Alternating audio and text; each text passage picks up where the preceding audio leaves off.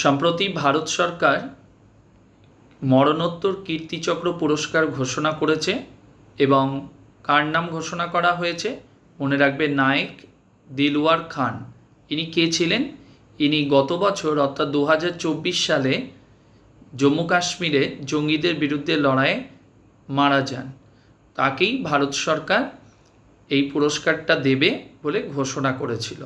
এবং মনে রাখবে, এই পুরস্কারটাই 22শে মে অর্থাৎ বৃহস্পতিবার ভারতের রাষ্ট্রপতি তার স্ত্রী এবং মায়ের হাতে এই মরণোত্তর কীর্তিচক্র পুরস্কারটা তুলে দিয়েছেন। এবং মনে রাখবে, এই যে মরণোত্তর কীর্তিচক্র পুরস্কার, এটা আমাদের দেশের সাহসিকতার একটি পুরস্কার। তো আমাদের দেশে সাহসিকতার দু ধরনের পুরস্কার হয়, একটা যুদ্ধকালীন আর একটি হলো শান্তিকালীন। তো যুদ্ধকালীন পুরস্কারের মধ্যে কি কি পড়ে, যেমন পরমবীর চক্র, মহাবীর চক্র, বীর চক্র। তেমনি শান্তিকালীন সাহসিকতা সর্বোচ্চ পুরস্কার কি? প্রথম আমরা বলি অশোক চক্র, দ্বিতীয়তে বলি কীর্তিচক্র, আর তৃতীয় হলো শৌর্য চক্র। তো এই যে কীর্তিচক্র যেটা দেয়া হলো, এটা মনে রাখবে ভারতবর্ষে শান্তিকালীন সাহসিকতার দ্বিতীয় সর্বোচ্চ পুরস্কার।